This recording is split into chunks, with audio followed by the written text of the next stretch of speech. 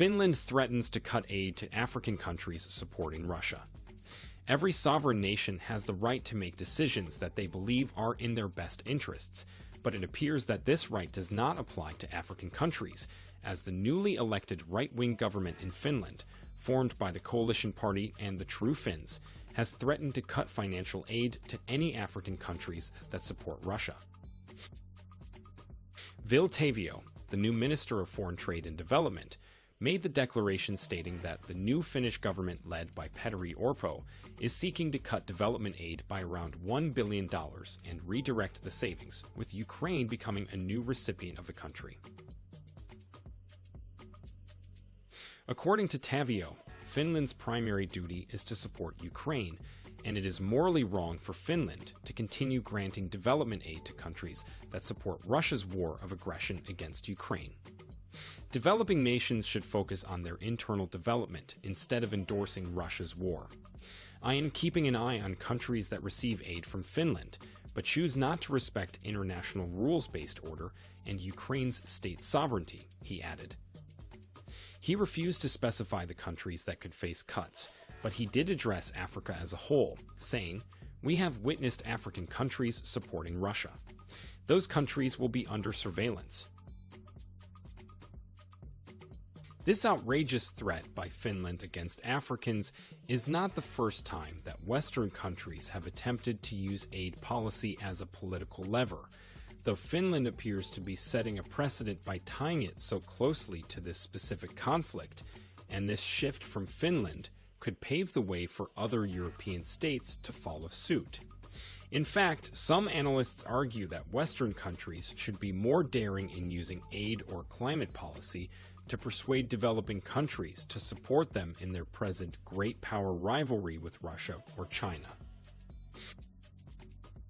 Benjamin Tallis, a senior research member at the German Council on Foreign Relations in Berlin, is one such analyst who stated that we should not unconditionally support those who seek to undermine our interests and values.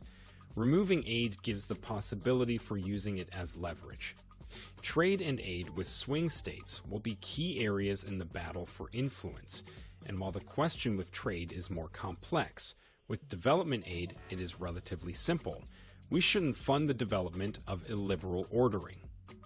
This declaration by the Finnish government has sparked widespread indignation, particularly in African countries. South African politician Themba Godi, a former member of the National Assembly, described it as a disgrace for the Finnish government to threaten African nations with aid cuts. It's a classic case of coercive diplomacy, where threats and blackmail are used to achieve certain positions. He said, and added that positions that countries take on the Russia-Ukraine conflict may not necessarily be informed by rational thinking and independent decisions, but may be the product of blackmail. Russia's State Duma Deputy Speaker Alexander Babikov also declared that the decision of the new Finnish government to deprive African countries supporting Russia of financial assistance is a vivid example of the worst colonial policy in the spirit of European countries. She said that it was very sad that Finland follows the bad example of its older European brothers from the century before last, where under the guise of civilizational mission, were simply engaged in the division of the natural resources of the African continent, and the people inhabiting it were turned into slaves. The vice speaker added that now the task of the Europeans is to bring Africa to its knees and squeeze all the resources out of it, eventually depriving it of sovereignty.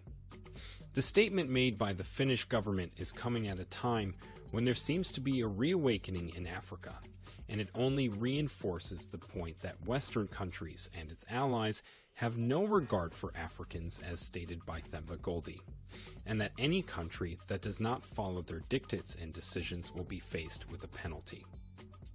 In all of this, the question many Africans are asking is this: how much is the supposed aid that Africans are receiving from not just Finland, but other Western nations compared to what they collect from Africa?